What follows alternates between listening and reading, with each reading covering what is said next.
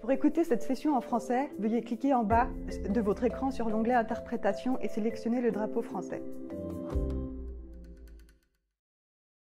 Hello, bonjour. Habari za leo. On behalf of ICLEI Africa, the Africa Center for Cities, Our Future Cities, Surge Africa and the Red Cross Crescent Climate Center, We are delighted to welcome you to the Rise Africa 2023 Action Festival.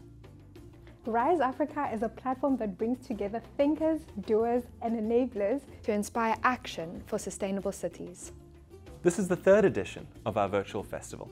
It brings together insights, practices, and visions from across the continent. This year's theme is The Cities We Want. the cities we want. the cities we want. The cities we want. This mirrors the African Union 2063 Agenda Vision, the Africa we want. It is a wonderful Pan-African call for transformative change. However, the agenda does not adequately embrace urbanization as a potential positive force for improving prosperity, inclusivity, and environmental well-being on the continent. We need more emphasis on the role of cities and local action. And this festival aims to provide inputs into this agenda. The cities we have are Expanding, incomplete, inventive, contested, facing impending crisis, yet brimming with potential. The cities we want are people-centered, Safe and healthy. beacons of culture, unflinchingly modern. And adapting to change and leading global innovation. We'll make these cities through Experimenting, learning collaborating, and amplifying the everyday actions of people who are shaping their cities.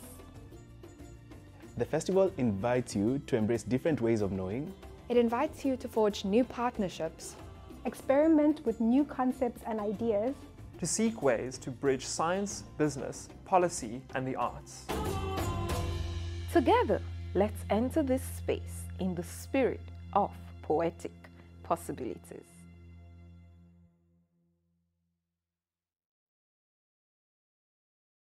Nous venons tous de diverses cités, et c'est cela vraiment notre diversité, la force formidable de notre continent.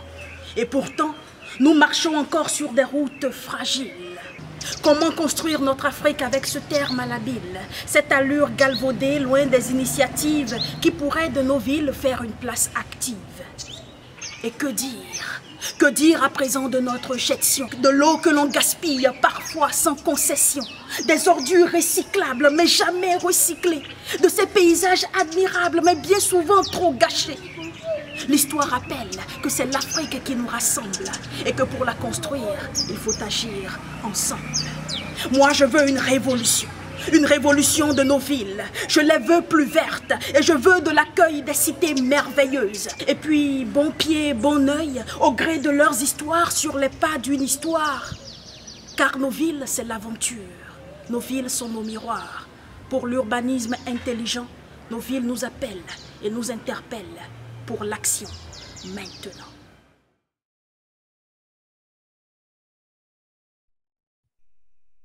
Hello everyone.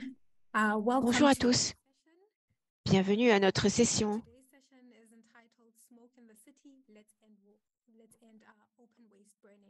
Alors, la fumée dans la ville, mettons un terme à l'incinération à ciel ouvert et nous invitons notre premier orateur, Robert Chittum. Et moi, je suis votre modératrice pour aujourd'hui. Il y a quelques paroles concernant l'intendance que je voudrais partager avec vous. Vous savez que vous avez une interprétation en anglais et en français. Donc, si vous voulez entendre l'interprétation en français, vous devez cliquer sur l'icône.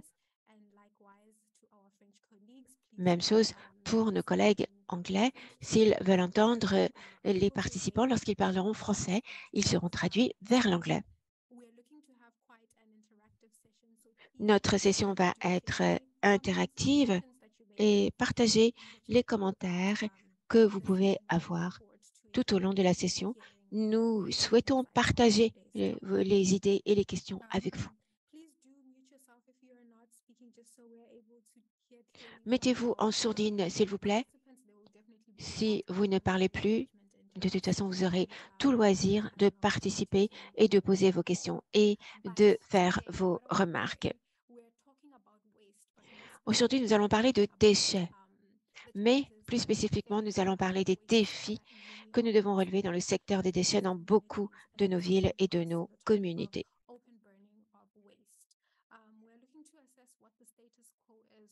Nous devons voir quelle est la situation actuelle en ce qui concerne l'incinération à ciel ouvert, quelles sont les barrières et qui s'opposent à une meilleure gestion des déchets, quelles sont les solutions d'urgence que nous pouvons mettre en œuvre afin d'éliminer l'incinération à ciel ouvert. Je ne suis pas toute seule. Pour gérer cette session, il y aura 4 orateurs et oratrices qui vont partager leur point de vue. Notre Andriana Bandi, le docteur Andriana Bandi sera notre première intervenante. Nous avons également Adrice Etienne qui nous rejoint de Practical Action, action pratique. Rosemary également va nous rejoindre. Elle est la directrice générale d'une organisation. Nous avons également Robert Cheatham, qui est un ingénieur qui travaille avec la gestion des déchets solides dans la ville d'Accra. Nous allons les écouter dans un instant. Mais tout d'abord, avant d'entrer dans le vif du sujet, je voudrais avoir votre point de vue et nous allons avoir une plateforme qui s'appelle Mentimeter et il s'agit de vous poser la première question. Quelles sont les pratiques les plus répandues en matière d'élimination des déchets dans la ville où vous vivez? Voilà la question. Je crois qu'on vous a expliqué comment vous pouvez avoir accès à cette plateforme Mentimeter.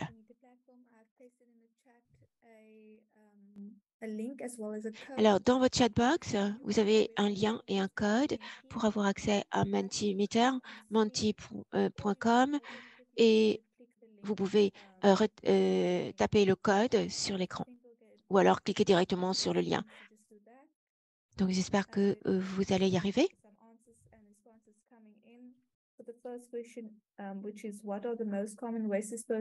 Donc, la première question, quelles sont les pratiques les plus répandues dans votre ville en matière d'élimination de déchets? Donc, les mots les plus courants qui reviennent sont incinération, informelle, municipalité, décharge, mauvaise odeur.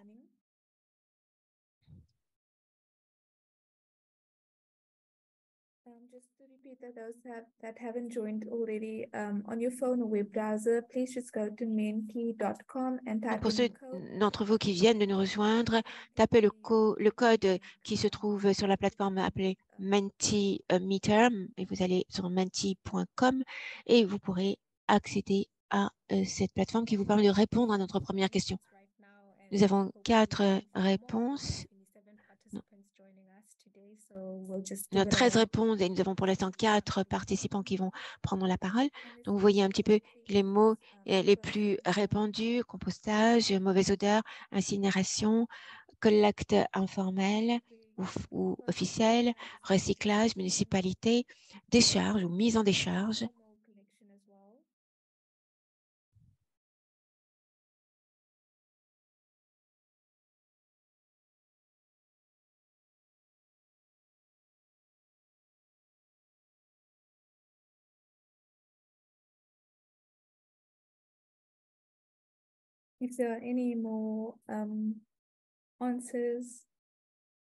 Y a-t-il d'autres réponses? Like Zakia has said, you are welcome to add more than one input and D'ailleurs, vous pouvez répondre plusieurs fois et mettre plusieurs mots. Je répète, www.menti.com, retapez le code que vous trouvez sur cette plateforme, 23264854.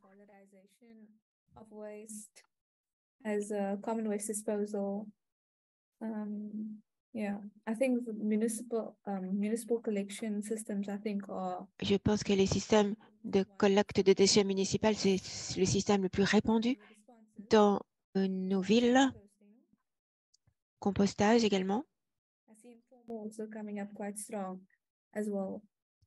Informel est également un mot qui revient très souvent.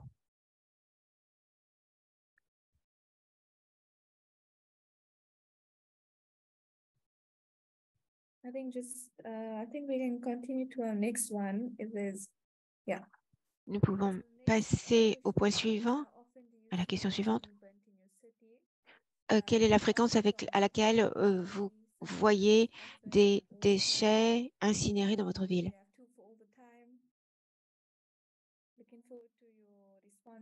Alors, j'attends vos réponses. C'est une question intéressante. Quelle est la fréquence à laquelle vous voyez les déchets brûlés dans votre ville?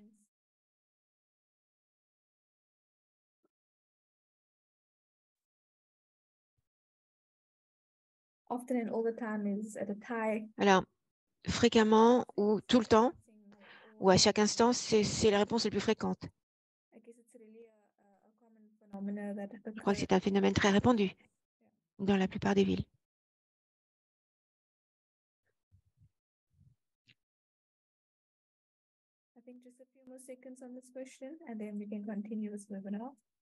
Nous pouvons poursuivre, je pense. Nous avons eu la réponse à cette deuxième question.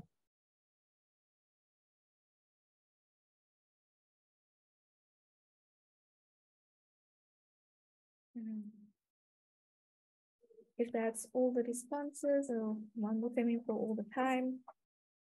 If that's all responses, we can continue with the rest of the... Nous avons toutes les réponses. Nous allons donc pouvoir passer à la partie suivante.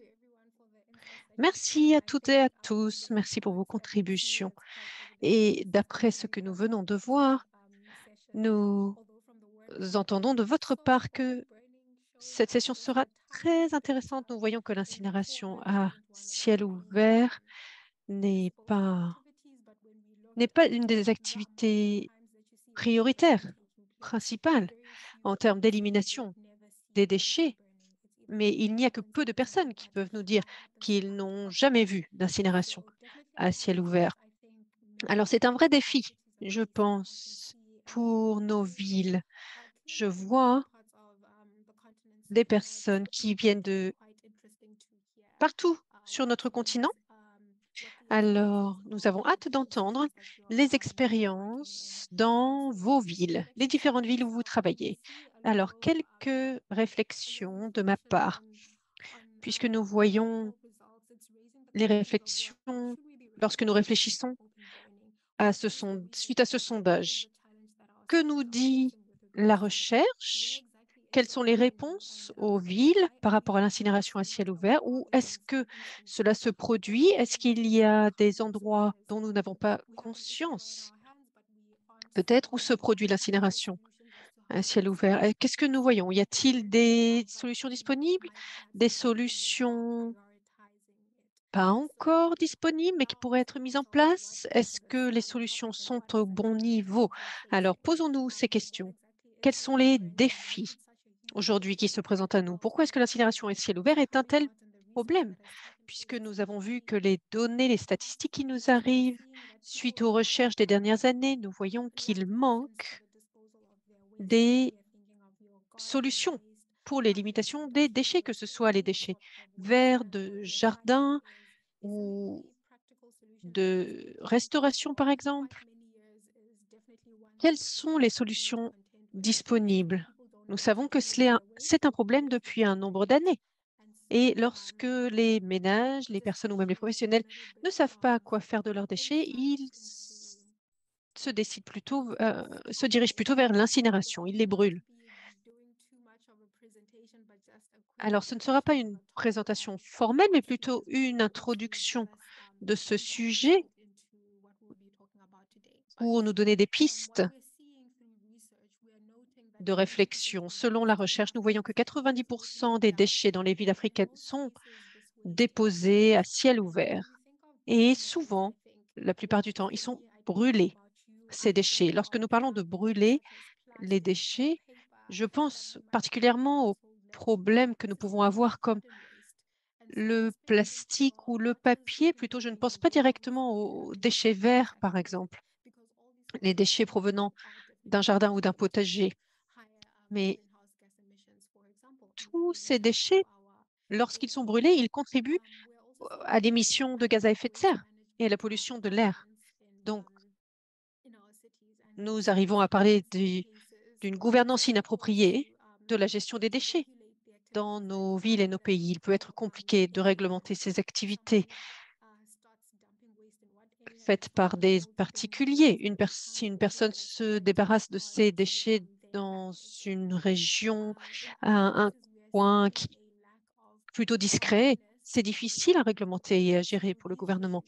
Nous voyons qu'il y a un manque de sensibilité dans le public, dans la population. Si les personnes ne savent pas que cela causera des problèmes en termes de santé, de problèmes sanitaires, bien sûr, le grand public va continuer cette pratique. Et ainsi, s'il n'y a pas d'effet de législation, si la législation est faible, si la mise en application de cette législation n'est pas au bon niveau,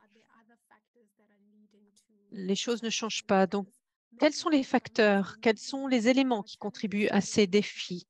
Il y a aussi un manque de budget consacré à la collecte des déchets et à l'élimination des déchets, un manque d'infrastructures. Parce que, bien sûr, s'il n'y a pas de budget, s'il n'y a pas d'infrastructure pour gérer les déchets, si ce service n'est pas rendu au bon niveau, eh bien, la population n'a pas de structure pour les débarrasser de leurs déchets et c'est ainsi que les déchets se retrouvent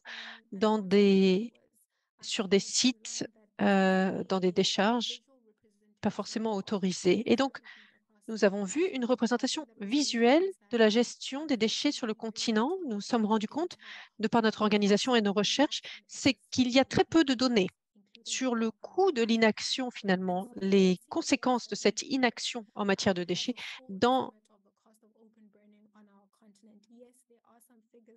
les pays développés, dans les pays en voie de développement, y compris en Afrique. Donc, nous n'avons pas de données, nous n'avons pas d'impact, d'évaluation d'impact. Et pour savoir quels seraient les avantages environnementaux, sociaux, économiques, s'il était possible de diminuer, d'éliminer l'incinération à ciel ouvert. C'est quelque chose, il y a un vrai manque de conscience et de sensibilisation aux problèmes et sensibilisation aux besoins de solutions innovantes également pour aider à lutter contre déjà la production de davantage de déchets, mais aussi ces différents processus d'extraction des ressources, de production, de consommation. Alors, comment sensibiliser à l'économie circulaire, ces défis et améliorer cette situation, en particulier diminuer l'incinération à ciel ouvert?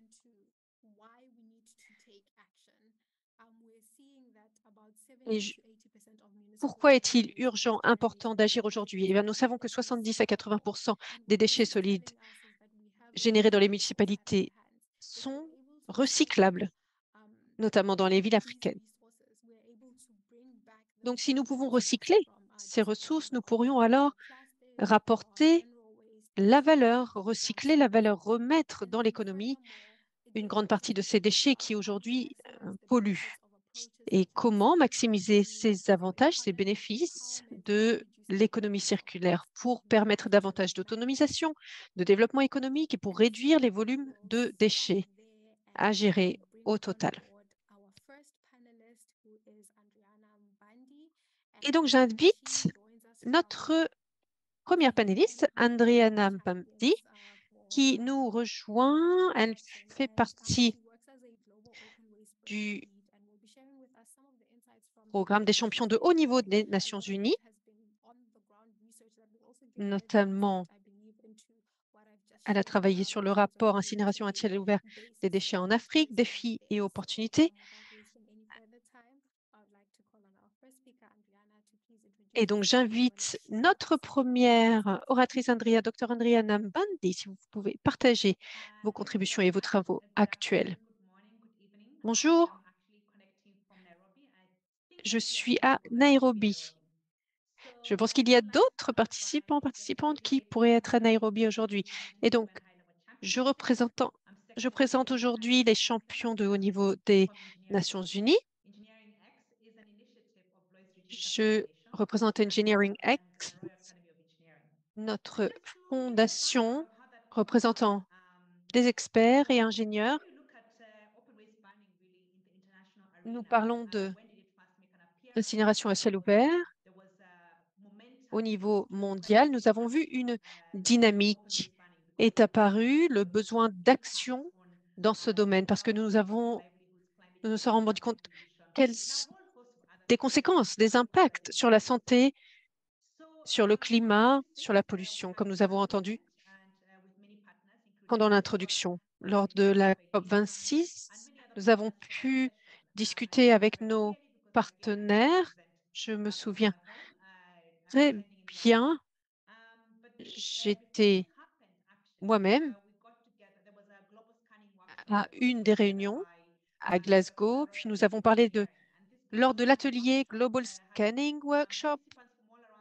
Cet atelier a rassemblé un nombre de participants de partout, de par le monde, où nous avons discuté des problématiques, notamment à propos des produits, enfin la fin de vie, le cycle de vie des produits, et donc oui, en fin de vie, que ce soit les produits d'hygiène personnelle, les aliments, les produits en plastique, comment gérons-nous ces produits en fin de vie? Quel pourrait être l'impact sur la sûreté, la sécurité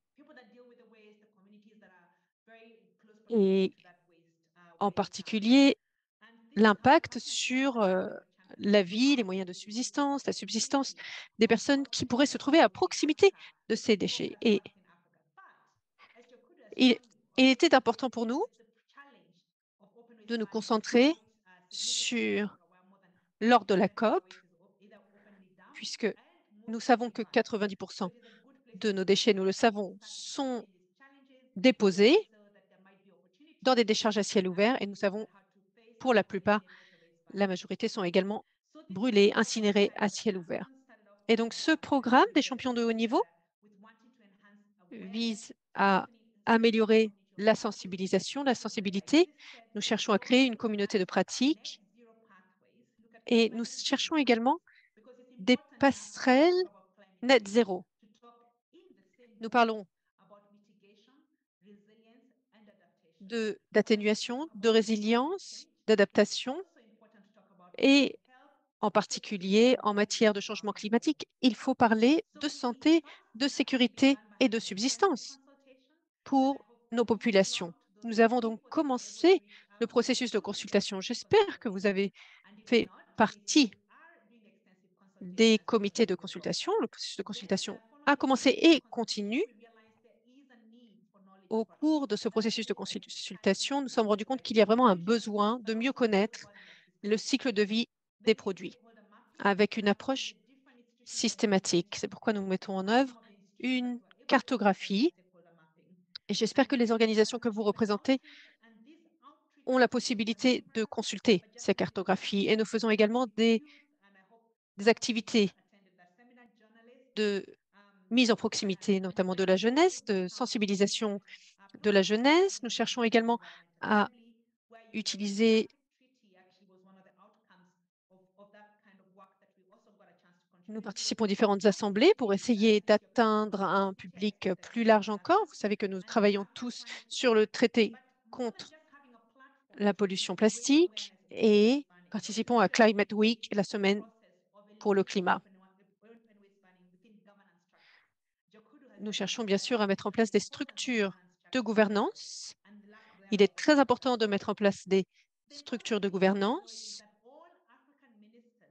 pour diminuer l'incinération à ciel ouvert. Donc, nous savons que l'an dernier, en septembre, les gouvernements africains ont reconnu l'importance d'éliminer l'incinération à ciel ouvert d'ici 2040 et de mettre en place les bonnes structures. C'était donc juste une présentation rapide de nos travaux.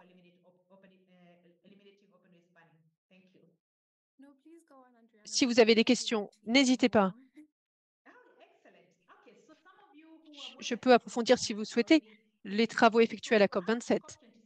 Je peux continuer? Eh bien, je vais continuer. Oui, donc à la COP27, qui était donc sur le continent africain, comme vous le savez, nous avons pu entamer cette discussion sur les limitations des déchets, des incinérations de déchets à ciel ouvert. Donc, nous avons parlé de gestion des déchets, mais aussi, pas seulement au niveau des gouvernements, mais aussi au niveau des villes, bien sûr, au niveau des municipalités, des communes. Et nous savons que nous avons besoin de partenariats à tous ces différents niveaux avec les différentes parties prenantes. Aujourd'hui, nous avons donc l'AMSTEN, le secrétariat de la conférence AMSTEN qui va lancer ces partenariats. C'est ainsi donc un organe global qui va aider à mettre en place les bons réseaux. Nous travaillons donc avec Engineering X, avec Raise Africa, avec des universités, avec la société civile, avec les villes, c'est-à-dire les gouvernements locaux, les gouvernements publics nationaux. Et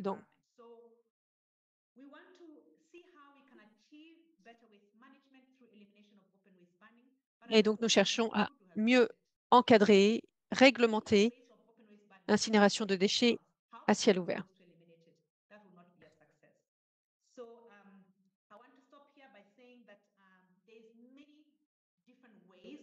Et je souhaitais juste présenter les différentes initiatives mises en place pour éliminer l'incinération à ciel ouvert. Et en particulier, nous l'abordons sous l'angle des différents aspects des impacts sur la population, la santé, la sécurité et les moyens de subsistance. Et bien sûr, nous prenons en compte cette problématique dans le cadre des mesures mises en place pour réduire le changement climatique. Merci. Avant de donner la parole à notre participant suivant, Andriana, lorsque vous parlez de cette approche holistique, vous avez mis en avant le fait d'avoir besoin d'une approche holistique en prenant en compte tous ces aspects. Alors, comment est-ce que vous vous y prenez?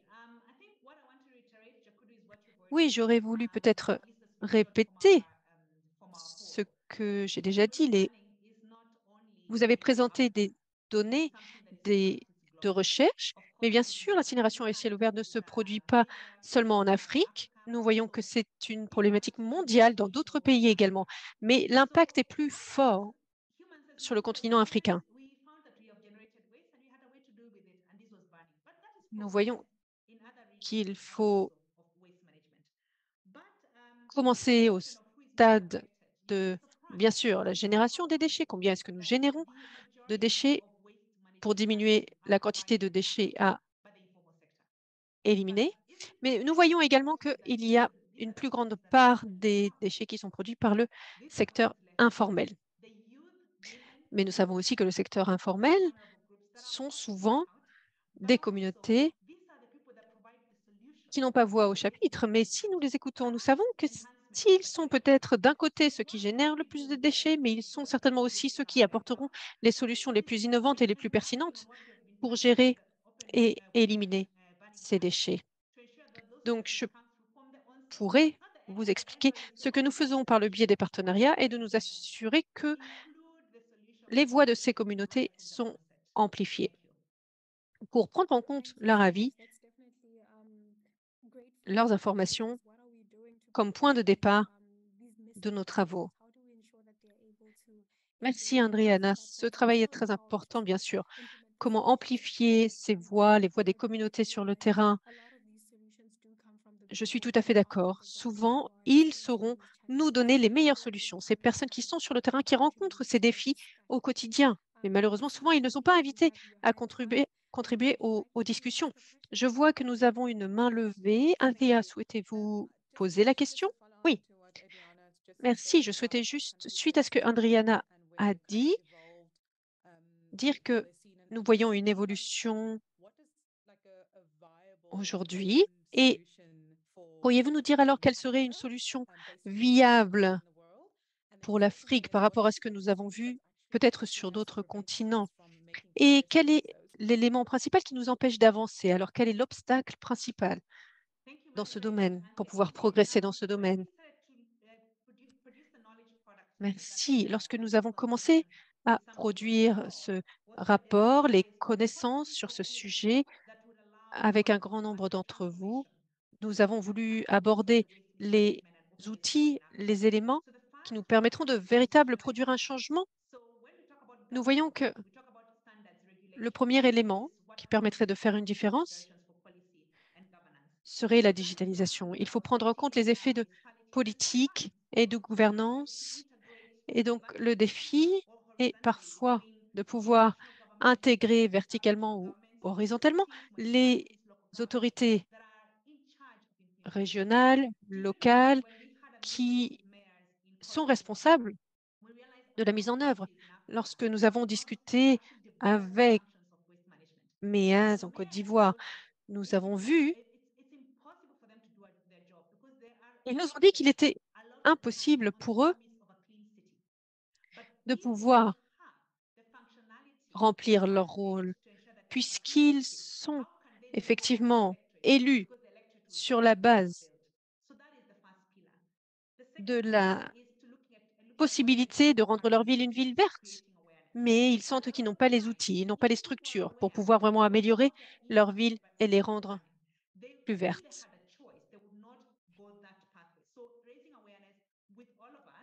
Donc, nous savons qu'il faut tout d'abord sensibiliser les gouvernements régionaux et locaux. Nous savons qu'il y a un écart financier parce que nous voyons que les budgets affectés à la gestion des déchets en Afrique sont 2 fois plus importants que ce qui est prévu dans les pays développés. Donc, est-ce qu'il y a un problème d'affectation des ressources, de gestion ou d'infrastructure? Bien sûr, nous savons qu'il y a un problème d'infrastructure. Comment est-ce que les villes, les municipalités ont été construites peut-être pour un tiers de la population Il faut donc qui existe chercher actuellement. des Donc, solutions nous devons nous innovantes assurer de pour combler réduire cet écart, cette lacune. réduire ce fossé. Et donc, nous cherchons une approche Nous devons holistique pour vraiment faire essayer des progrès. de faire ça également en ce qui concerne l'incinération des déchets. Merci beaucoup. Les 4 piliers que vous avez partagés avec nous sont tout à fait évidents. C'est un contexte très utile afin de mieux comprendre les défis qui nous attendent et les différents points de vue que nous avons. Il ne faut pas prendre en compte seulement un point de vue, il faut avoir une approche globale et y compris une approche intra-gouvernementale pour le développement de nos villes. Nous devons passer à notre orateur suivant, mais je voudrais que la conversation se poursuive. Je sais que vous avez probablement des questions très intéressantes à nous poser. Patricia.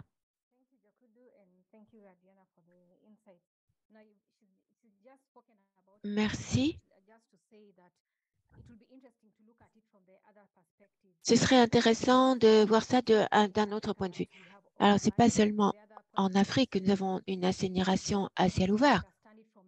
Et nous devons mieux comprendre le phénomène en interrogeant les gens qui sont le plus touchés par cette combustion à ciel ouvert. Et il faut connaître davantage les causes de cette combustion. Particulièrement, vous savez qu'il y a des décharges de déchets, par exemple, dans les rivières. Donc, il faut envisager des solutions. Certaines personnes le font parce qu'ils prétendent ne pas avoir d'infrastructures ou de structures qui leur permettent de gérer ces déchets. S'agit-il d'un manque de sensibilisation ou d'un manque de connaissances sur la manière dont on peut gérer ces déchets? Et ça peut évidemment susciter des problèmes de santé, pollution de l'air. En général, en Afrique, on pense que l'incinération, c'est mieux que de mettre en décharge dans un seul endroit les déchets. Donc, il faudrait s'intéresser aux raisons pour lesquelles on pratique cette incinération. Au Kenya, par exemple, le gouvernement s'occupe pas mal de cela et particulièrement interdit la mise en décharge de certains déchets.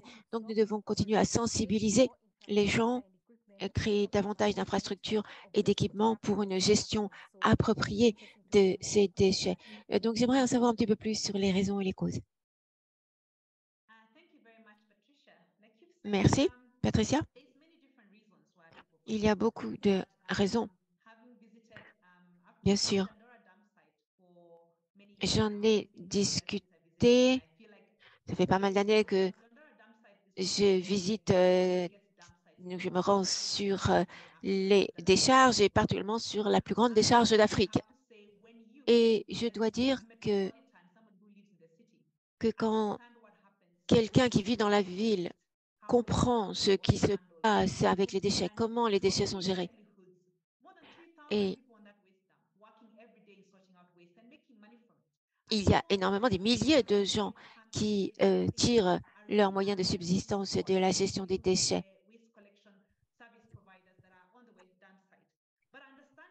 Et bien sûr, ce n'est pas possible de continuer comme cela. Ce n'est pas du développement durable. Donc, il faut savoir ce que l'on fait avec les décharges.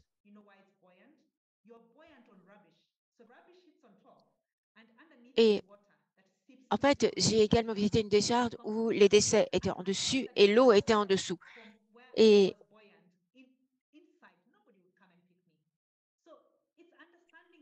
donc, c'est tout à fait compréhensible qu'on ne peut pas continuer à traiter les déchets de cette manière, puisque sinon, on ne peut pas être considéré comme étant une société civilisée.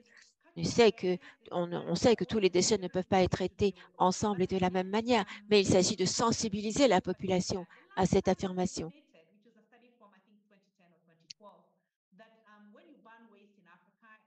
Nous avons lancé une étude en 2010 et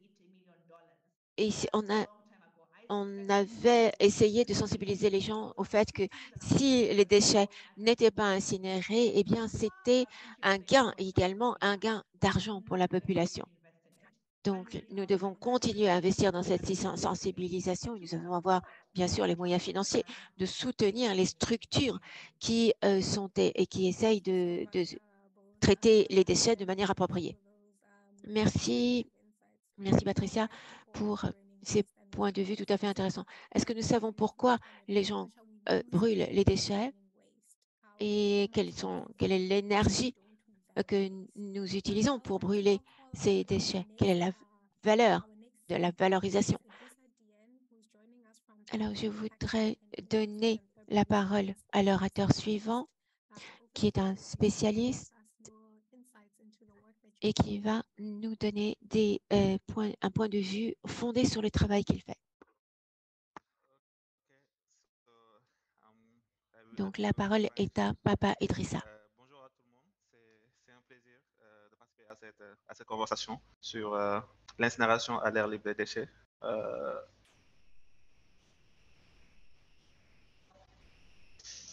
J'avais préparé des slides. Si on peut m'autoriser pour partager mon écran, je pourrais.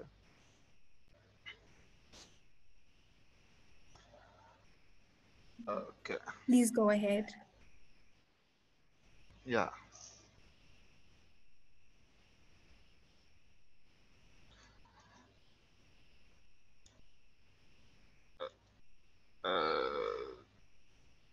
Toujours pas. Je ne suis pas encore autorisé à partager l'écran.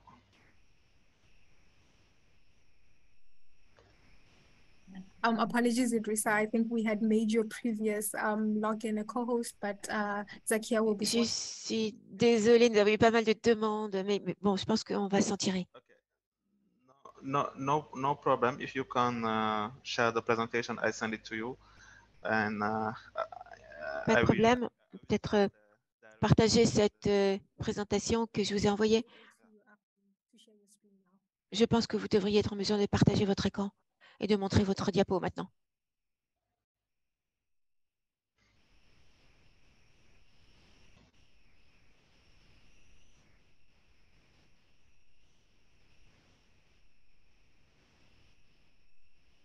Ok, normalement ça devrait marcher. Vous voyez mon écran? Yes, but could you please make it full screen for us? Est-ce que vous pourriez faire ça en plein écran, si c'est possible? Donc voilà, juste échanger sur déjà ce que fait Practical Action sur cette thématique-là. Donc, Practical Action vraiment intervient sur la problématique de la gestion des déchets en prenant en compte déjà l'humain avec un focus particulier sur les communautés et ceux qui travaillent directement sur cela. Sur la planète avec ces aspects liés à la durabilité et la possibilité qu'on a pour un peu recycler les déchets qu'on a, mais surtout travailler sur tout ce qui est politique et sur tous les cadres qui permettent un peu d'améliorer les choses, autant avec les autorités administratives que les travailleurs et les compagnies. Maintenant, s'agissant un peu du travail fait en matière d'incinération à l'air libre des déchets, certaines initiatives ont été menées au niveau global. Je pense que ma co-panéliste Adriana en a parlé avec toutes les initiatives globales qui sont engagées pour véritablement réduire l'incinération à l'air libre des déchets et également le mettre au premier plan dans les débats internationaux et l'identification des solutions. Je pense également qu'en termes de recherche, il y a des travaux qui sont faits qui permettent un peu de comprendre le système de gestion des déchets et quelles sont les failles qu'il y a et qui conduisent un peu à ce qu'on observe l'incinération à l'air libre au niveau. Could I please just quickly interrupt, Idrissa? We're not able to. Désolée de vous interrompre, nous ne sommes pas en mesure de voir vos diapos et vous êtes coincé sur la première diapo et vous ne pouvez pas faire défiler vos diapos. Voilà, ça va. C'est bon maintenant. Voilà. Quand vous n'êtes pas en mode présentation, nous voyons les diapos défiler. Mais sinon, nous étions coincés sur la première. Je parlais précédemment des initiatives au niveau global. Mais aujourd'hui, je pense que l'objet, ce sera vraiment de mettre le focus sur le Sénégal et le travail qu'on fait. Dans le domaine. Donc déjà, on priorise la résilience urbaine et en ce sens, on intègre ces aspects liés à la gestion des déchets, mais aussi à des initiatives un peu plus globales sur la résilience face aux inondations. Et à chaque fois, des recherches spécifiques sont faites sur les aspects liés à la gestion des déchets qui conduisent à nouveau à cela. Et maintenant, de façon plus spécifique, toutes ces recherches sont posées sur la table pour faciliter des dialogues et les conversations avec les acteurs afin de trouver des solutions. Et tout cela, au final, se traduit par la mise en œuvre de projets de recherche-action contribuant un peu à réduire l'incinération à l'air libre au Sénégal. Maintenant, quelle est la situation à Dakar? Je pense que là, l'idée, c'est vraiment de partager les principaux résultats qu'on a eus avec une étude qu'on a conduite, Managing Our West, spécifiquement sur ces questions-là. Et globalement, ce qu'on voit, c'est qu'il y a vraiment des difficultés particulières au niveau des décharges qui sont pas très bien gérées. Et cela conduit un peu à ces difficultés liées à l'incinération des déchets à l'air libre. Il y a un grand volume important de déchets qui arrivent au niveau des décharges. Donc, il y a la possibilité de réduire cela en amont. Mais aussi, il n'y a pas de tri qui est fait. Et tout cela contribue véritablement à renforcer les difficultés qu'on a au niveau des décharges. Aussi, il faut dire que je pense que tout à l'heure, Djokoudou en a parlé. Il y a vraiment certaines limites qu'on peut voir sur le cadre législatif. C'est-à-dire qu'au Sénégal, le Code de l'environnement interdit l'incinération à l'air libre, mais dans la pratique, c'est quelque chose qu'on voit toujours. Donc, il y a vraiment des points, des actions à mener pour améliorer cela.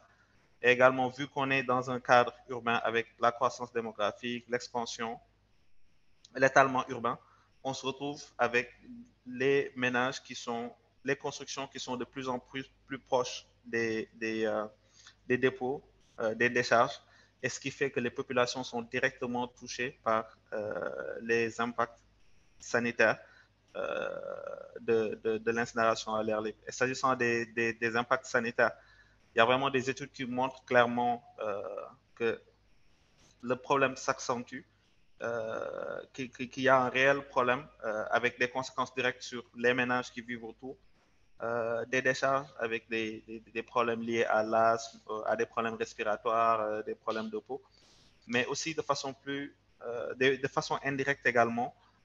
On se rend compte que les travailleurs informels, ils sont eux aussi très touchés par cela, et cela affecte directement leur revenu. Maintenant, bien sûr, les impacts environnementaux également, on les connaît en termes de contamination de la nappe phréatique, en termes d'émissions de gaz à effet de serre que ça crée. Voilà, donc vraiment, les difficultés sont multiples. Et nous, dans la réflexion qu'on a, on essaie d'essayer de trouver des solutions assez localisées à ce problème. Et en ce sens, avec nos partenaires de mise en œuvre que sont l'école polytechnique l'école polytechnique de Thiès et également la Sonaget, qui est une société qui est en charge un peu de la gestion de la collecte et de la gestion des déchets. C'est une structure publique. On réfléchit ensemble pour identifier des solutions directement au niveau des décharges afin de réduire l'impact qu'a l'incinération à l'air libre sur les déchets, sur la santé et sur l'environnement. Maintenant, toujours dans cette recherche de solutions, je pense qu'il y a des considérations clés qui sont mises en avant, tant au moment de la conception qu'au moment de la mise en œuvre. Et je pense qu'également c'est ressorti dans les interventions des uns et des autres dans ce panel. C'est vraiment avoir une approche holistique, systémique et prendre le problème dans sa globalité. Donc, c'est des choses qu'on essaie d'intégrer dans le cadre de ce projet. Les aspects également liés à l'apprentissage, à la capitalisation, c'est-à-dire essayer de travailler de façon très, très directe sur un site donné, mais favoriser l'apprentissage et la réplication pour avoir un impact plus grand. L'innovation en termes de partenariat, surtout avec des partenariats non conventionnels. Et un point sur lequel j'aimerais insister, c'est vraiment cette idée d'approche centrée sur l'humain. Et là, considérer directement les travailleurs informels qui, des fois, peuvent être un peu écartés du système et travailler avec eux sur cette problématique-là. Maintenant, le dernier slide sur lequel je voulais m'appesantir, c'est celui-là. Donc, de façon assez pratique, revenir sur des options et des solutions qu'on considère pertinentes pour résoudre ce problème. Et tout à l'heure, quand on parle d'approche systémique, je pense qu'il y a un graphique très parlant qui a été produit qui était dans le rapport qui montre un peu les challenges et les opportunités que l'Afrique a par rapport à cela. Et là, l'idée, c'est vraiment d'inverser le paradigme, c'est-à-dire que avant de pas acheminer tous les déchets au niveau de la décharge, mais également de changer d'approche et commencer par la réduction des déchets.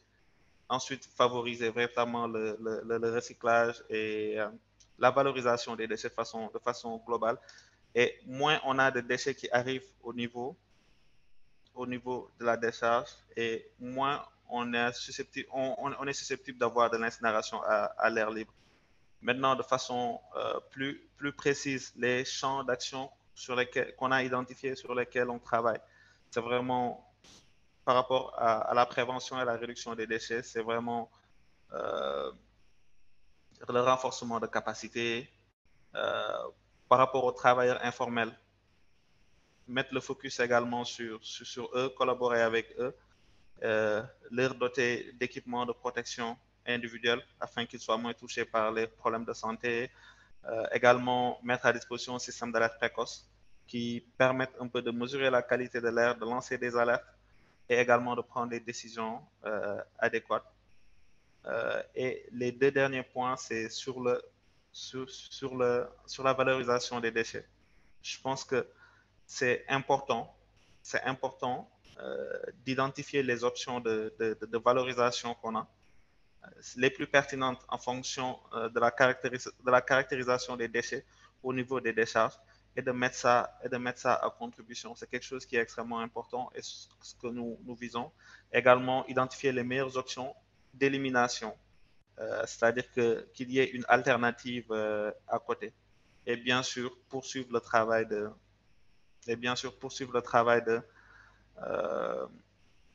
de capitalisation et de partage de connaissances avec l'ensemble des acteurs.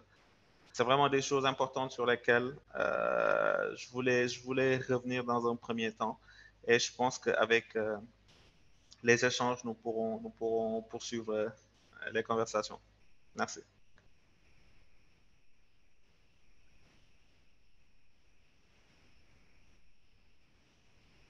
Thank you so much, Idrissa, for those wonderful insights. Merci beaucoup. C'est vraiment là une présentation très instructive. Nous avons bien vu les 4 piliers, les 4 composants que nous devons prendre en compte si nous voulons progresser dans ce secteur. Ces 4 piliers dont notre collègue parlait précédemment. Et vous avez également parlé du partage de bonnes pratiques. Et cela me fait rebondir sur la discussion que nous avions précédemment.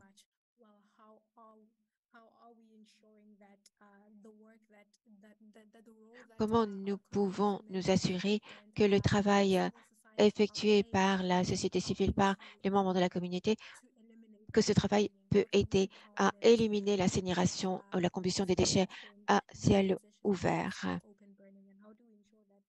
Et comment nous pouvons garantir que les idées qui émergent peuvent être partagées et également aboutir à de bonnes pratiques, et ceci pour toute la chaîne de valeur de déchets. Y a-t-il des questions chez les participants? Nous allons prendre une question. Nous pouvons prendre une question. Nous avons le temps seulement pour une question. Donc oui, Delila nous demande si Idrissa et Andriana, vous pourriez parler du rôle des hommes par rapport au rôle des femmes dans l'incinération en plein air au Sénégal, par exemple. Est-ce que le type de déchets brûlés est différent? Merci. Oui, c'est une bonne question. Oui, c'est un élément qui est d'ailleurs identifié comme point clé de la recherche dans notre projet. Notre objectif est d'améliorer notre compréhension. Oui, donc je disais que c'est un point extrêmement important et on l'a identifié clairement comme l'un des principaux points de recherche sur lesquels ce projet va s'articuler, c'est-à-dire essayer de comprendre les comportements qu'on a de façon très spécifique en fonction des différents groupes et également proposer à chaque fois des renforcements de capacité, pour changer les choses. Maintenant, je dois dire qu'au Sénégal, si on prend la décharge principale sur laquelle on travaille, la décharge de Mbobes, qui est l'une des plus grandes en Afrique de l'Ouest, là-bas, on y retrouve autant de femmes que d'hommes qui travaillent sur cela, sur les déchets. Maintenant, les rôles sont assez spécifiques en fonction du genre, de l'âge et tout. Du coup, je pense que ce sera vraiment intéressant de poursuivre la réflexion sur ça pour avoir de façon plus précise une idée sur qui, qui est le plus, qui fait le plus l'incinération à l'air libre des déchets.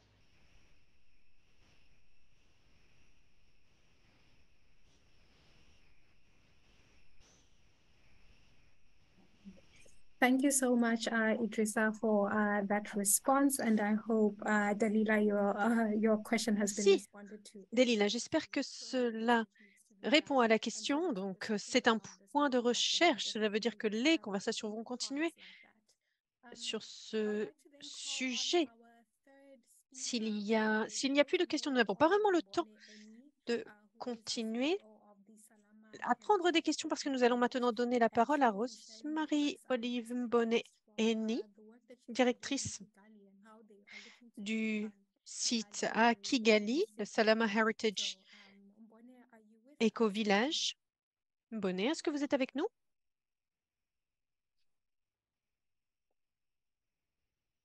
Êtes-vous avec nous?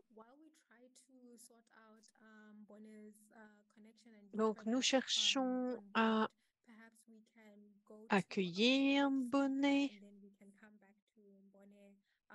Nous reviendrons alors. Pour donner la parole à Mbone, nous allons passer à Robert Tite Chitham, qui nous rejoint de l'Assemblée métropolitaine d'Accra.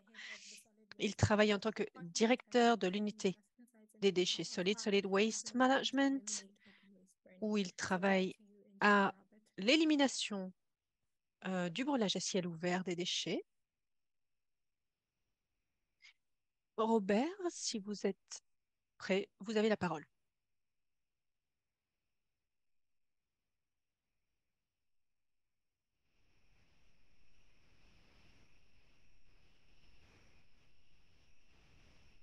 Engineer Robert, if you are speaking, we cannot hear you. You are on mute. Robert, il semblerait que votre micro ne soit pas allumé. Vous êtes sur mute.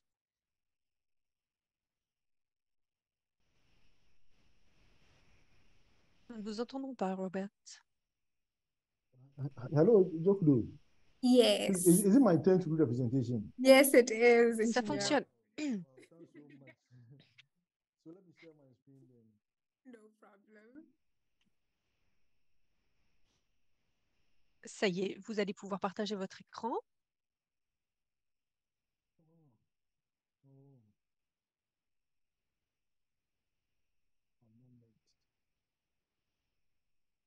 J'essaie de partager ma présentation.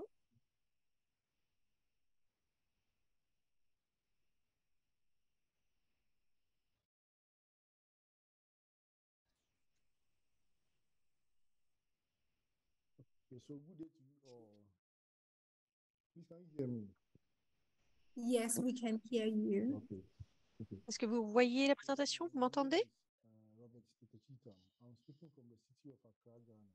Je suis ingénieur, Robert Tete Chitham. Smoke in the city. Je représente l'Assemblée métropolitaine,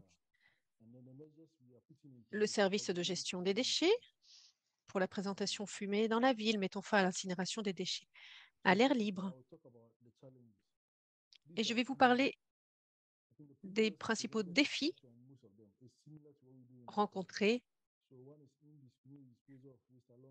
en prenant l'exemple d'Accra.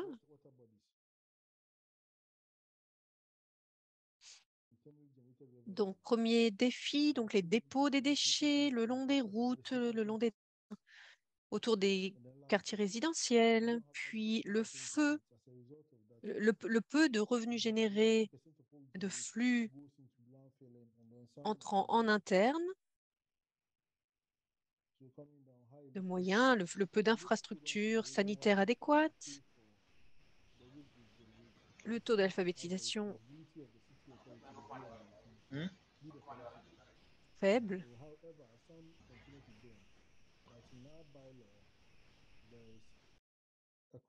Et bien sûr, le défi de l'incinération à l'air libre, du brûlage des déchets que nous allons aborder aujourd'hui. Puisque nous voyons ici des exemples de brûlage à l'air libre.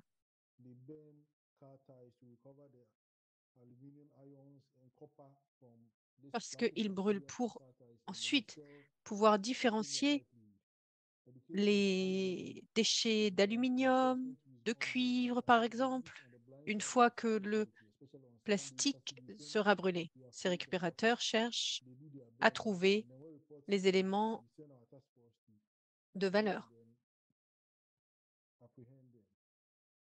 Et nous avons une task force, une force spéciale cherchant à les appréhender. Un des objectifs de notre projet CAP,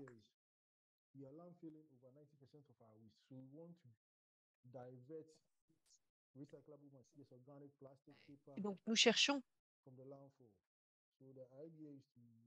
à diviser les déchets à présent pour pouvoir effectuer un compost avec les déchets verts ou marrons et de pouvoir recycler les déchets recyclables. Nous savons que 90% des déchets générés aujourd'hui, de la quantité totale de déchets, est recyclable. Pour pouvoir au final réduire les émissions de gaz à effet de serre des décharges, réduire la pollution de l'air due à cette incinération à l'air libre, notre initiative cherche à améliorer la séparation, le tri des déchets, un traitement décentralisé et une élimination. Donc mon unité, la MA, cherche à moderniser les services de gestion des déchets à Accra, notre capitale, au Ghana, de pouvoir mettre en œuvre le plan d'action climat en réduisant, entre autres, les émissions de carbone dues au secteur des déchets. Donc, en mettant en œuvre un tri des déchets à la source, un projet de compostage, une séparation des déchets à la source qui inclut les déchets verts, et marrons, des déchets secs, avec donc un système de 3 voies, 3 catégories de déchets.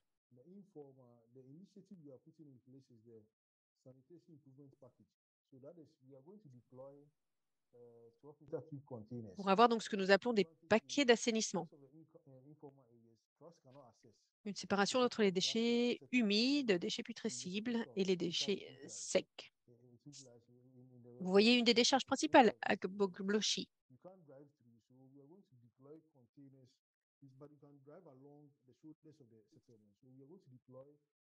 Et nous allons déployer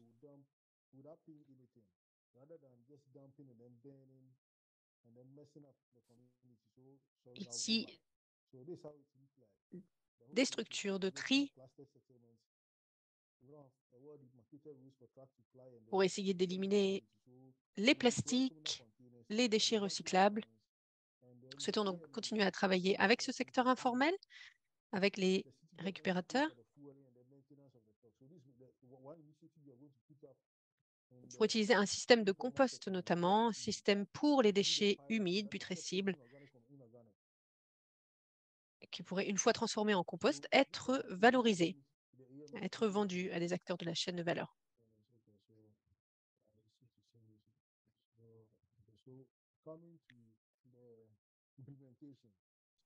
Donc, en termes de mise en œuvre,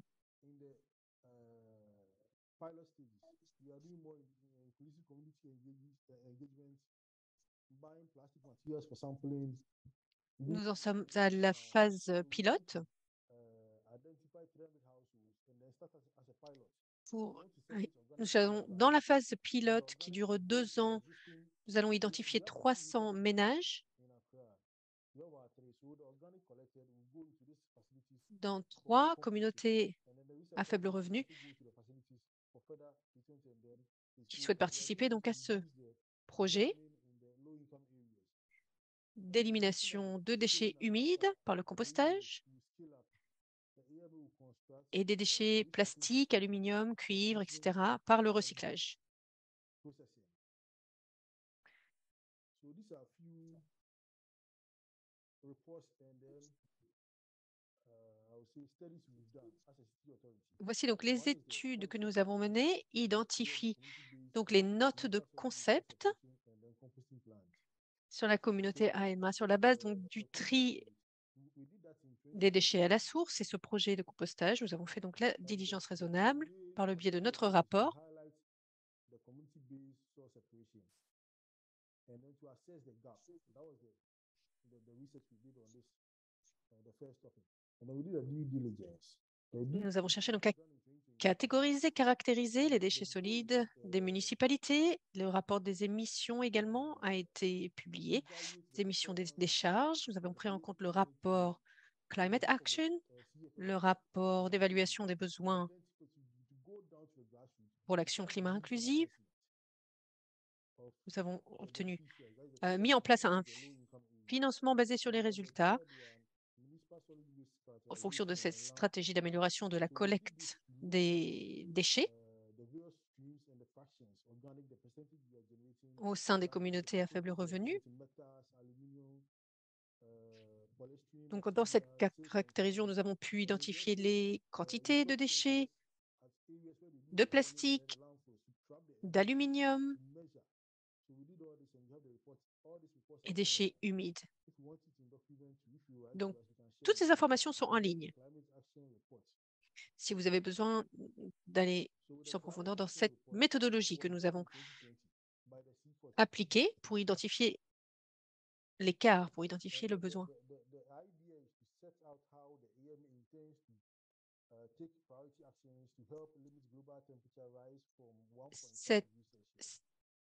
Ces études nous permettent d'identifier les actions que nous allons mettre en place, mises en conformité avec l'objectif au niveau mondial de ne pas excéder 1,5 degré de réchauffement de la planète. Donc, nous avons identifié que notre rapport, ces actions pourront y contribuer.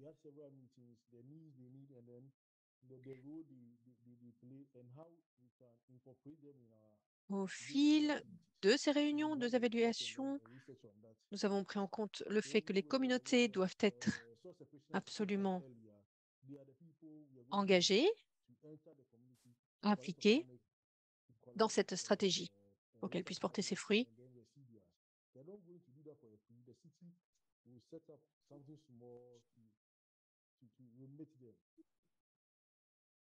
So we'll be paying them something small.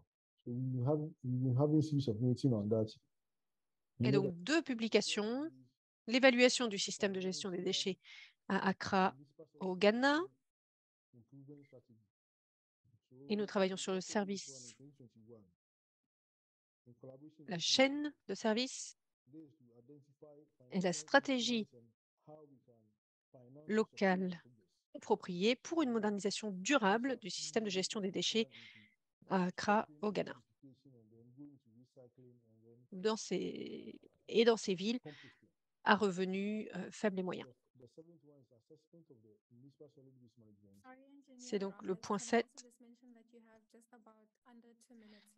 Robert, il vous reste seulement 2 minutes pour cette présentation. La publication sur l'évaluation du système a été publiée en 2021, mettant en avant la gouvernance, comment localiser, mettre au bon niveau, au niveau local, la gouvernance de ce système.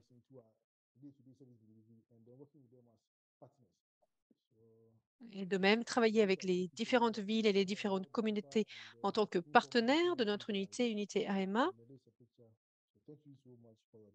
Nous avons montré ici donc les images des décharges principales.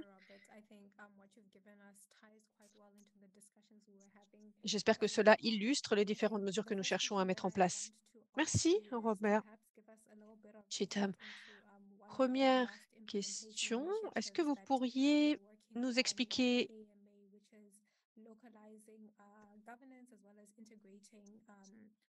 l'une des mesures que vous avez mis en place, une des initiatives, l'intégration des récupérateurs dans le cycle de gestion des déchets et localiser le système de gestion des déchets.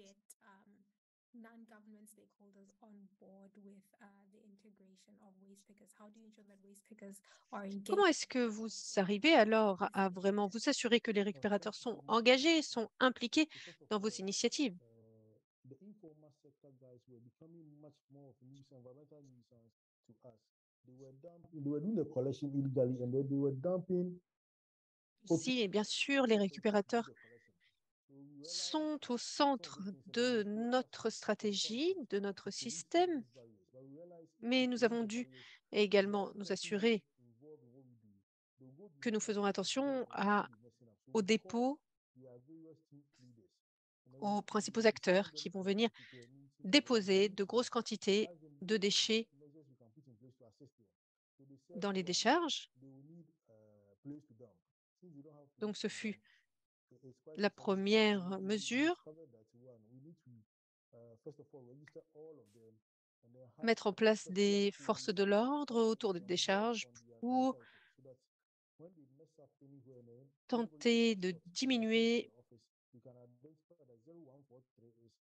atténuer l'effet de ces dépôts excessifs en décharge.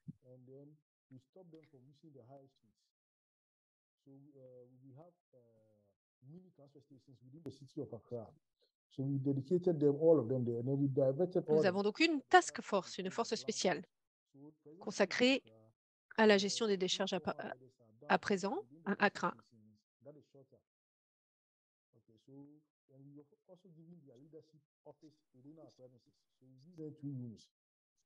So as and when we do meetings on informal, they are part of it. Everything we do, they are now part of us. So we want to kind of form them into cooperatives and then know their reps. So that when you come to, let's say, community A, we know this is the leadership. Nous parlons avec les coopératives. Nous savons qu'il y a des cercles coopératifs de récupérateurs et nous sommes en lien avec eux pour les impliquer. We are having few challenges, but it's better than previously. We never had their records and they never had any number to track their operations. And secondly, we shared nets to all of them to cover the refuse after collection so that they don't spill over. Ça n'a pas été facile parce qu'il a fallu que tout le monde participe. Et bien sûr, ça a été très favorable à la communauté. Merci. C'est vraiment un point de vue extrêmement passionnant concernant les défis que l'on doit relever lorsqu'il s'agit d'intégrer des responsables non gouvernementaux et les faire se rallier à un point de vue gouvernemental. Alors, Patricia, je reviens vers vous. Comment est-ce que vous voyez l'équilibre qu'il faut respecter entre la compréhension des raisons pour lesquelles les gens brûlent leurs déchets et la nécessité d'y mettre fin?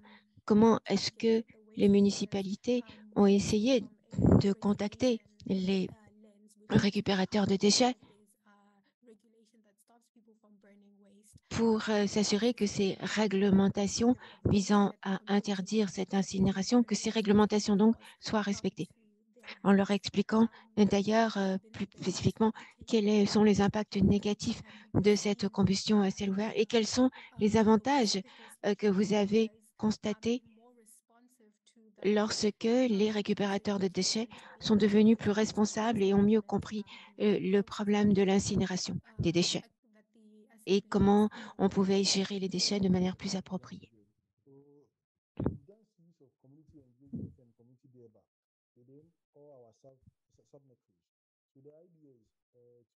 Alors, l'idée, c'est effectivement de contacter les gens et de les sensibiliser sur les impacts de la combustion à ciel ouvert et sur le fait que c'est interdit par la législation.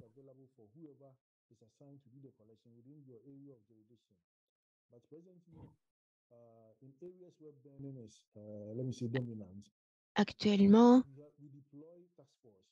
au niveau du gouvernement, du ministère de l'Intérieur, on a envoyé une force de police pour vérifier ce qui se passe sur place. So they go on the blind side of the assembly and burn materials, especially on Sundays and then at times on Et pour l'instant, il y a eu quelques résultats, mais c'est quand même un énorme défi. Et bien sûr, la combustion n'a pas arrêté du jour au lendemain. Il nous reste du travail à faire, mais nous avons quand même constaté une évolution des mentalités.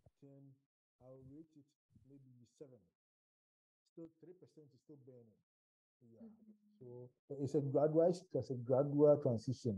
It's not entirely something we can just clear. Donc, nous n'avons pas évidemment trouvé de solution parfaite au problème. C'est un travail en cours.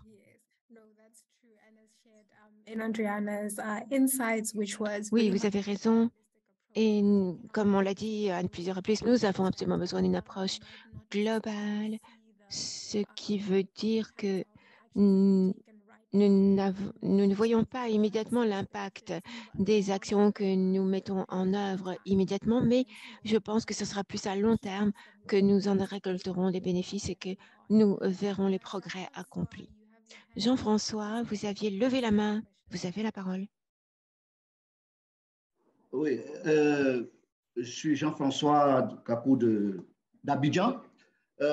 Moi, j'ai écouté tous les intervenants. Je comprends bien qu'il faut bien sensibiliser les populations.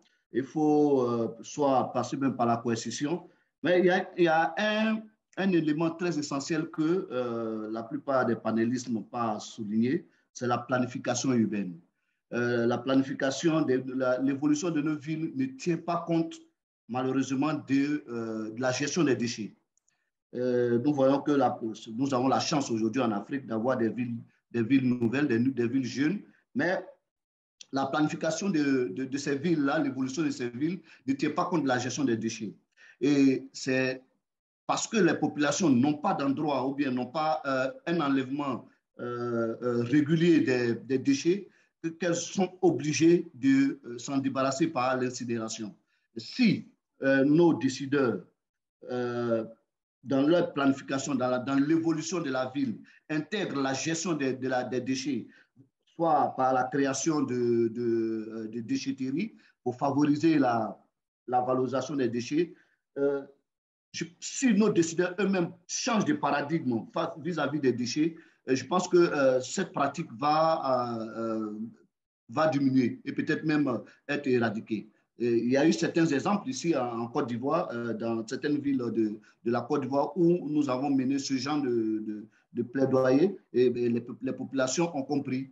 Elles ont compris que c'est les municipalités, les autorités locales qui doivent vraiment prendre leurs responsabilités vis-à-vis de cette attitude-là. Merci. C'est juste une contribution. Thank you so much, and I think you're sharing quite an interesting perspective. Merci beaucoup. Vous partagez une perspective là très intéressante.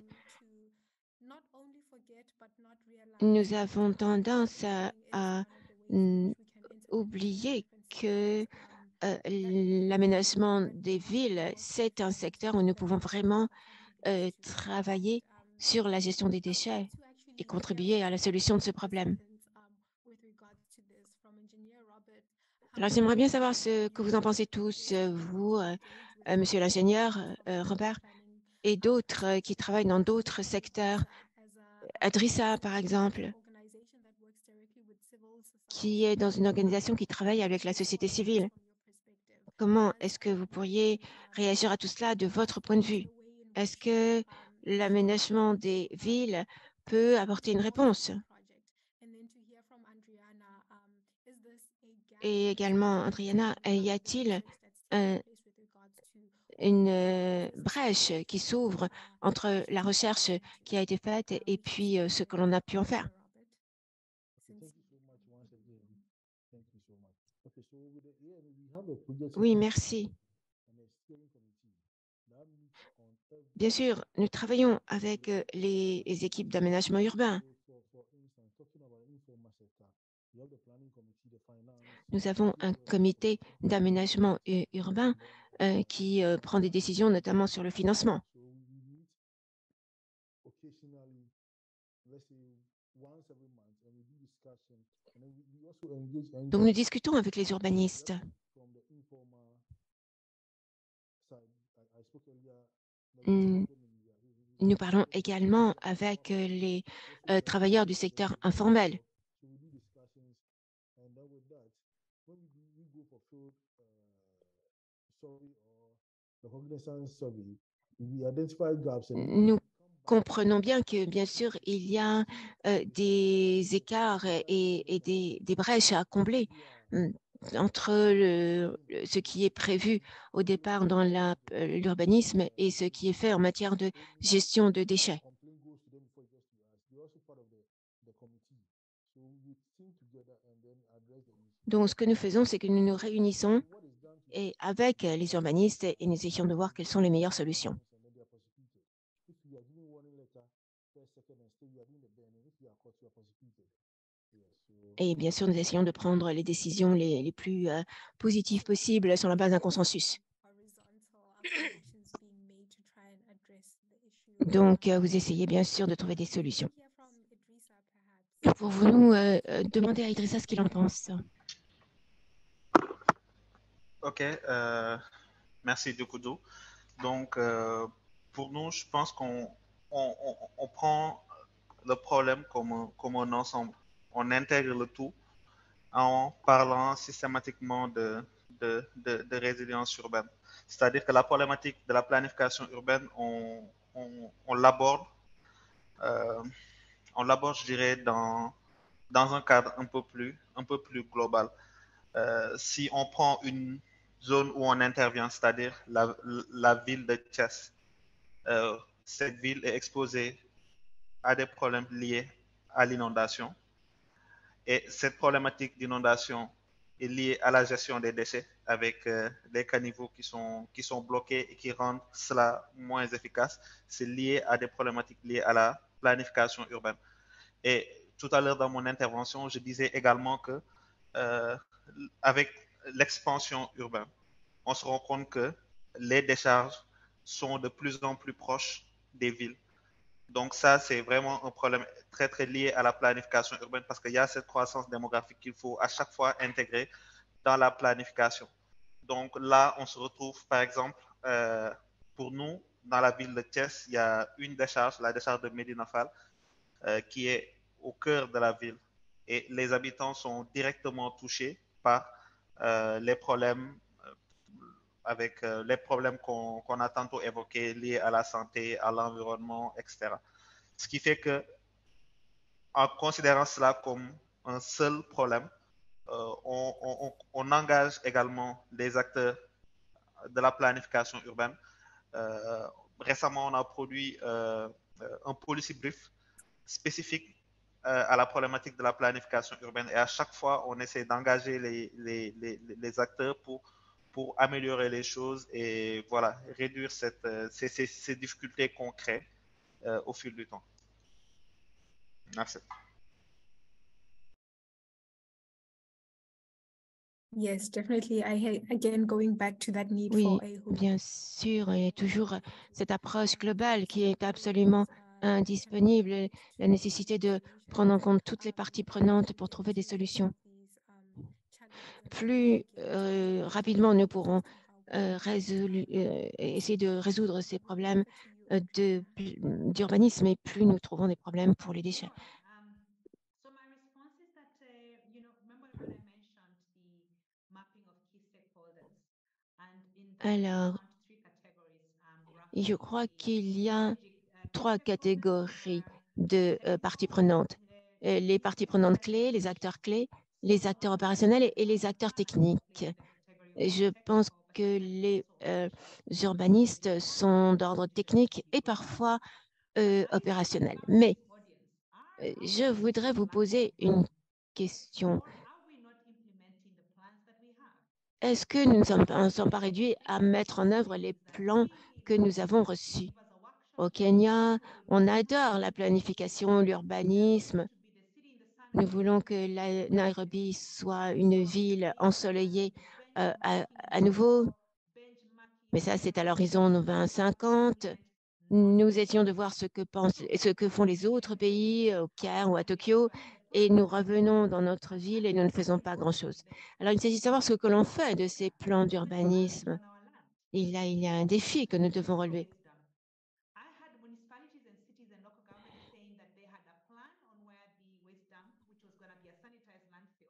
Alors, qui est-ce qui a envie de vivre à côté d'une décharge?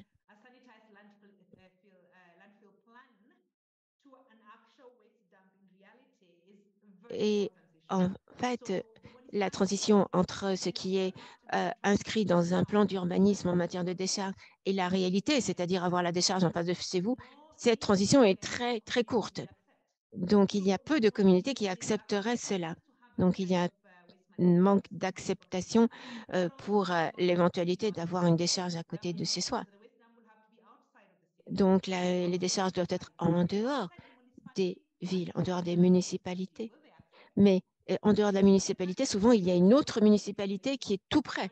Donc, il faut quand même demander si l'autre municipalité accepte. Et peut-être ces décharges ne seront pas le nec plus ultra, la solution parfaite. Oui, c'est intéressant. Surtout lorsque vous dites comment est-ce qu'on peut s'assurer que ces approches soient mises en œuvre. Et même si les plans d'urbanisme sont parfaits en la matière, on ne peut pas être sûr qu'ils seront appliqués. Je voudrais rebondir, Adrissa, sur le même point. Vous avez dit que l'approche que vous aviez adoptée pour le projet était une approche centrée sur l'être humain. Et Adriana en a parlé. L'urbanisme à Nairobi, des plans sont dessinés, mais la mise en application de ces plans, c'est là où le bas blesse. Et c'est la même chose pour beaucoup de villes africaines. On peut se demander comment est-ce que l'on peut garantir cette approche axée sur l'être humain et que cette approche soit vraiment appliquée dans les faits. Fréquemment, on vous dira, les gens qui travaillent dans ce secteur vous diront que c'est compliqué de parler, de contacter la communauté et de garder ce principe de l'orientation spécifique sur l'être humain.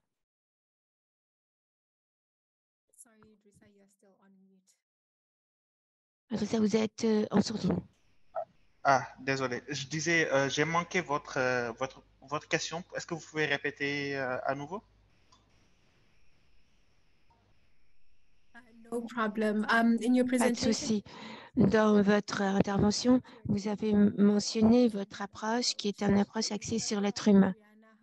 Et nous avons entendu Adrina qui nous parlait du fait que parfois on dessine des plans, mais on ne les met pas toujours en application. Alors, je voudrais savoir, tout au long de vos projets et de votre travail, comment pouvez-vous garantir que cette approche axée sur l'être humain est effectivement mise en application dans les faits et dans la réalité et que cela apporte des avantages à la société civile. J'ai compris. Donc voilà, par rapport à cela, je dirais que cet aspect centré, cette approche centrée sur l'humain, elle intervient à plusieurs niveaux. Déjà, nous pensons que déjà dans la planification urbaine, nous pensons que les communautés doivent être intégrées tant vraiment dans la conception que la ville doit leur ressembler et doit permettre de répondre à leurs attentes et à leurs visions. Donc, je pense que déjà, dans la phase de conception, c'est quelque chose qui doit être pris en compte, sauf que dans la pratique, c'est pas comme ça que cela se fait. Malheureusement, je pense que Adriana également avait évoqué quelque chose de très important, c'est le fait que les plans existent et ont du mal à être implémentés. Et dans le policy brief que j'évoquais tantôt, c'était ça l'un des principaux résultats qu'on avait au Sénégal. C'est-à-dire que il y a les plans qui ne sont pas acceptés pour plusieurs raisons, qui ne sont pas mis en œuvre pour plusieurs raisons. Déjà, on a les aspects, le cadre, les aspects politiques, les moyens financiers qui rentrent en jeu, mais aussi il y a cette question d'acceptation qui est là. Donc, s'assurer vraiment que les communautés soient intégrées dans ce processus, c'est quelque chose que nous pensons extrêmement important. Maintenant, sur ce qui est lié à la gestion des déchets directement, nous également, nous pensons que le secteur informel doit avoir un rôle de choix dans tout le processus. C'est-à-dire qu'ils doivent être intégrés au système. Par exemple, je parle très souvent d'inondation. C'est ce qu'on retrouve dans la ville où on travaille. Là-bas, il y a des problèmes d'urbanisation qui font que, par exemple, les camions qui sont censés passer récupérer les déchets ne peuvent pas passer en temps de pluie. Donc, des fois, c'est d'autres solutions qui sont mises en œuvre, c'est d'autres acteurs qui interviennent, en l'occurrence, les acteurs informels qui jouent un rôle très, très important avec des charrettes qui permettent vraiment de circuler, de récupérer cela et de faire le nécessaire. Vraiment se rapprocher d'eux, comprendre leurs besoins pour mieux performer dans le cadre de leur travail. C'est vraiment ainsi qu'on conçoit les choses. Merci. That's definitely true. I see, Patricia, you have your hand. Could we please take your hand as the last question? Je vois, Patricia, que vous voulez poser une question. Nous allons dire que c'est la dernière question. Vous avez la parole.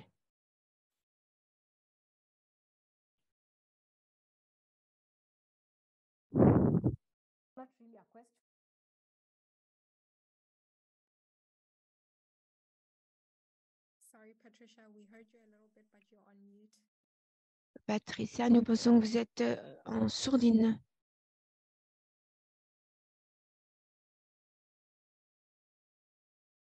Patricia, are you able to unmute? Pouvez-vous vous connecter? Oui. Allumez votre micro, s'il vous plaît. Unfortunately, Patricia has dropped. Malheureusement, Patricia n'est peut-être plus connectée. Elle a peut-être des problèmes sur Internet. Mais nous sommes de toute façon arrivés à la fin de notre panel. Je voudrais remercier tous nos membres de panel, mais je voudrais également les exhorter à faire un dernier commentaire, une dernière remarque qui vous paraît important avant que nous clôturions cette séance. Je voudrais rebondir sur ce qu'on a dit.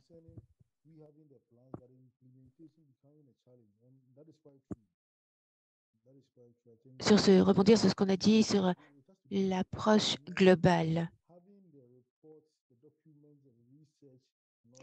Et effectivement, nous avons beaucoup parlé de documents, de recherche, de plans urbanistes qu'il faudrait mettre en application, ce n'est pas toujours le cas.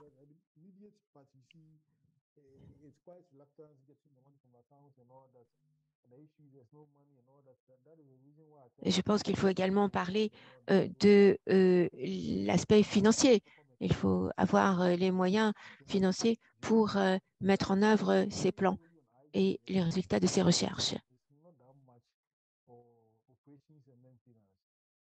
And then squeezing out of the same money that is not adequate to sustain projects is quite challenging. So aujourd'hui, le financement n'est pas au niveau pour nous pour pouvoir mettre en place ce projet. Et je vais répondre à votre question maintenant. Oui, donc c'était juste une réponse à la remarque dans le chat, dans la messagerie. Et votre question était, oui, donc, est-ce que vous auriez un mot de la fin, une dernière réflexion avant la conclusion de cette session? Qu'est-ce que vous allez retenir de cette session aujourd'hui? Je vais parler donc effectivement des projets durables et non seulement des projets financés. Nous n'avons pas seulement besoin de documenter, créer des rapports. Il faut vraiment s'assurer que ces projets sont menés à bien du début à la fin, avec certainement un système d'évaluation, de revue, d'évaluation du projet après. Merci, oui, c'est très important pour savoir comment comprendre donc la longévité de nos projets, comment est-ce que nos projets sont mis en œuvre et quelles sont les répercussions, les ramifications. Je vais vous donner, Idrissa, la parole maintenant. Est-ce que vous avez, donc, quel sera le point que vous allez retenir de cette session? Est-ce que vous avez une dernière contribution à apporter? Oui, mon dernier mot, ce sera véritablement un rappel sur le fait qu'on s'attaque à un problème complexe qui est l'Open Burning West et également que vraiment cela passe par une approche systémique, considérer vraiment l'ensemble des aspects qui entrent en compte et que cela fait appel véritablement à plusieurs expertises, plusieurs compétences, d'où l'importance également de nouer davantage de partenariats stratégiques et de pouvoir répondre efficacement aux contraintes que vivent les communautés. Voilà, ce sera ça pour moi. Merci beaucoup.